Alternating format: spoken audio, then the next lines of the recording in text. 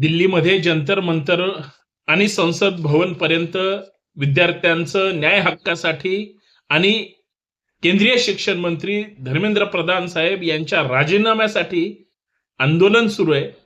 प्रामाणिकपणे संवैधानिक आंदोलनाला दिल्ली पोलिसांकडून गालबोट लावलं जात आहे. दिल्ली पोलिसांमध्ये सत्ताधारी पक्षाचे आणि त्यांच्या विचारांचे गावगुंड हातात पोलिसांची काठी घेऊन अमानुष, निर्दयी आणि बेदरकारपणे त्या विद्यार्थ्यांना, विद्यार्थिनींना जनावरांसारखं मारहाण केली जाते. हे कुठलं सरकार? काय चाललंय ह्या देशामध्ये? सरकारची अशी भावना आहे का? कोण आहेत ते आदेश देणारे? आदेश देणाऱ्यांचे हात थरथर का कापत नाहीत? हे विद्यार्थ्यांचं दिल्लीतलं जंतर मंतरचं आंदोलन कुणासाठी आहे? धर्मेंद्र प्रधानांच्या मुलासाठी आंदोलन सुरू आहे. या देशातल्या प्रत्येक राजकीय पक्षाच्या नेत्यांच्या मुलांसाठी आंदोलन सुरू आहे. एवढंच नाही तर या देशातल्या सगळ्या प्रशासकीय अधिकाऱ्यांच्या मुलांसाठी, मुलींसाठी आंदोलन सुरू आहे. दिल्लीतलं जंतर मंतर मधलं आंदोलन हे कोणासाठी सुरू आहे? या देशातल्या प्रत्येक नागरिकांसाठी, अर्थात ज्यांची मुलं शाळेत आहेत, महाविद्यालयात आहेत, त्यांच्या भवितव्यासाठी आंदोलन सुरू आहे. कारण काय माहितीये का तुम्हाला? कारण या देशात शिक्षणाचा खेळखंडोबा मांडला गेलाय. खर तर सगळ्या राजकीय पुढाऱ्यांच्या शैक्षणिक संस्था आहेत आणि त्या चालवण्यासाठी सरकारी शाळा बंद करून सरकारी जी काही एक्झाम सिस्टीम आहे, NTA, अशा कित्येक संस्था याचं बाजारीकरण झालंय, व्यावसायिकीकरण झालंय आणि मुलांच्या भावनांशी खेळण्याचा सरकारचा हा जर राष्ट्रीय कार्यक्रम असेल तर तो हाणून पाडला पाहिजे. पाहताय तुम्ही कशा पद्धतीनं अमानुष दिल्लीमध्ये मुलांना मारलं जात आहे. हे आंदोलन सरकारला होऊ द्यायचं नाही. सरकारला 12 वर्षात पहिल्यांदा सरकारी बट्टा लागणार आहे, राजीनामा द्यावा लागणार आहे. म्हणून देशाचे प्रधानमंत्री अस्वस्थ आहेत, देशाचे केंद्रीय गृहमंत्री अस्वस्थ आहेत, केंद्र सरकार अस्वस्थ आहे आणि धर्मेंद्र प्रधानांचा राजीनामा देण्याच्या बॅकएंडला हालचाली जरी सुरू असल्या तरी विरोधी पक्ष मात्र या विद्यार्थ्यांच्या पाठीशी आहे. खर तर कॉक्रोच जनता पार्टी असेल किंवा अभिजित असेल, सोनम असतील, यांचं जे आमरण उपोषण आहे हे कुठल्या एका राजकीय पक्षाच्या आणि सत्ताधाऱ्यांच्या विरोधात नाही, या सिस्टीमच्या विरोधात आहे. हे समजून घेण्याची नैतिकता आणि बुद्धिमत्ता सरकारमधल्या नेत्यांकडे नाही, मंत्र्यांकडे नाही किंवा खासदारांकडे नाही, असं एकंदरीत चित्र देशात निर्माण झाले.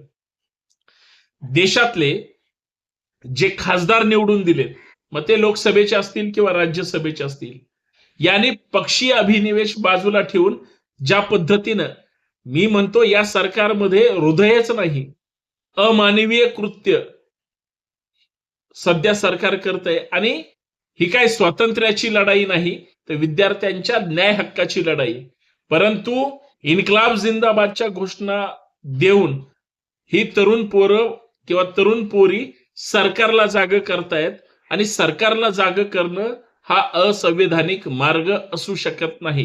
कायद्यानेच त्यांना परवानगी दिली आणि कायदा जर या देशातल्या नागरिकांच्या हक्काचा असेल आणि अशा पद्धतीनं तुम्ही जर मारहाण करणार असाल, ज्या पद्धतीचं चित्र सध्या देशात या मारहाणीचं उमटलंय, अहो मी म्हणतो विद्यार्थ्यांना मारहाण केली, देशाच्या विरोधी पक्ष नेत्याला, लोकसभेच्या त्या विरोधी पक्षाच्या नेत्याला आदर जनावरासारखं उचललं, नाक फुटूस तर त्यांना लागलं आणि ज्या पद्धतीची ट्रीटमेंट दिली विरोधी पक्षाच्या नेत्यांना, ही निषेधार्ह आहे. मी अजूनही सांगतो, भारतीय जनता पार्टीच्या गल्लीपासून दिल्लीतल्या नेत्यांनी हे आंदोलन जर केलं तर मला असं वाटतं सरकार हे आंदोलन धडीच नेईल किंवा या आंदोलनाच्या काहीतरी निष्कर्षापर्यंत पोहोचेल. पण भारतीय जनता पार्टीचे लोक, एकनाथ शिंदे साहेबांची लोक, सुनेत्रा पवारांची लोक, हे मी महाराष्ट्रापुरतच सांगतो कारण अभिजित महाराष्ट्रातून प्रतिनिधित्व करतोय. मला सांगा, या एकनाथ शिंदे साहेबांच्या, सुनेत्रा पवारांच्या संवेदना इतक्या बोथट झाल्या, यांना राज्यातल्या तरुणांचं देणं घेणं नाही? अहो 3-4 प्रोफेसर या महाराष्ट्रातून पुण्यातून या नीट परीक्षा घोटाळ्यातले पकडले आणि नीट परीक्षेतल्या घोटाळ्यातली जबाबदारी शिक्षण मंत्री केंद्रीय धर्मेंद्र प्रधानांनी घ्यावी आणि राजीनामा द्यावा यासाठी आंदोलन सुरू आहे. एकही नेता बोलायला तयार नाही. त्यांचे कार्यकर्ते सुद्धा मुग गिळून गप्प बसलेत. अरे सत्तेसाठी तुमच्या इतक्या संवेदना बोथट झाल्या याच्यावर माझा विश्वासच बसायला तयार नाही. काय चाललंय देशात? सरकार विद्यार्थ्यांना सुद्धा मारहाण करू शकतं, विद्यार्थ्यांना मारहाण करू शकतं. याच्या नंतरची व्हिडिओ बघा. मी एक वास्तव त्याच्यामध्ये सांगणार आहे, ते फार भयानक आहे. पोलिसांकडून हे कृत्य घडतंय. पोलिसांच्या त्या ताफ्यामध्ये अश्रुधुराच्या नाळखंड्या, गोळ्या मारल्या जात आहेत, हटवलं जातंय, काठ्यानी तुडवलं जातंय, मारलं जातंय आणि हे सगळा उभा देश बघतोय. मला सांगा, या लोकांच्या समर्थनार्थ गावगाड्यातील सर्वसामान्य सहकुटुंब जर रस्त्यावर उतरली, पूर्वी आरक्षणाच्या आंदोलनात म्हणजे जसे सहकुटुंब लोक उतरतात तशी जर उतरली तर या देशातील रस्ते हे कमी पडतील, परंतु लोक जास्त दिसतील. हे वास्तव आहे. अशी परिस्थिती होऊ दे नाही. कारण एका मंत्र्याचा राजीनामा जो निष्क्रिय ठरलाय, तरुणांच्या पोरांच्या भवितव्याशी खेळ होतोय या एनटीए सिस्टीम मधून. नॅशनल ट्रेनिंग एजन्सीच्या माध्यमातून जी एक्झाम कंडक्ट केली तिथं सुद्धा कुलकर्णी नावात या सगळ्यांना हाकलून का दिलं गेलं नाही? देश विचारतोय प्रश्न. ज्यावेळेस देश प्रश्न विचारतोय, तुमच्या तोंडात उत्तर द्यायला शब्द नसतील तर तुम्ही काठीचा वापर करणार असाल, अत्यंत चुकीचं आहे. प्रधानमंत्री महोदय, तुमचं फार विद्यार्थ्यांवर प्रेम आहे असं तुम्ही कधी कधी दाखवता.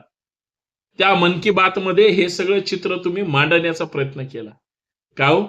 त्याच विद्यार्थी तुम्ही 7-8 वर्षापूर्वी विद्यार्थ्यांसोबत जे काही गुप्तगू करायचे, चर्चा करायचे, आज तीच पोरं नीट परीक्षा द्यायला लागले, पोरं मोठी झाले.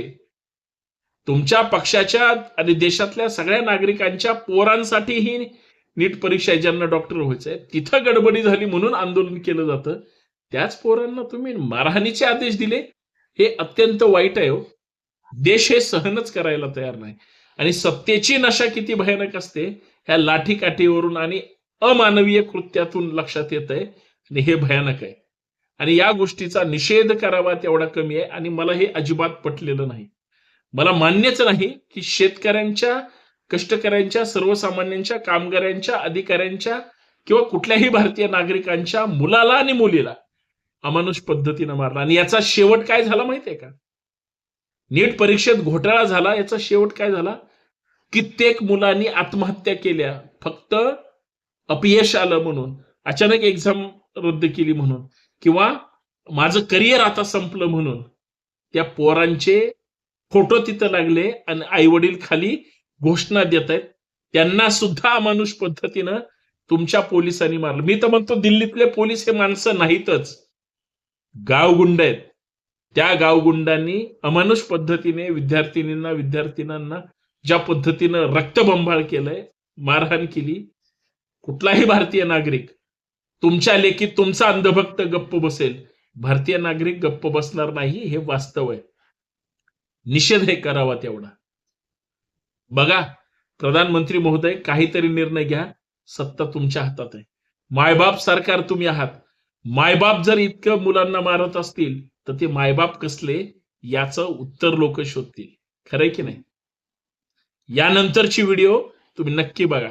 एका मुलीसोबत काय केलंय या आंदोलनात.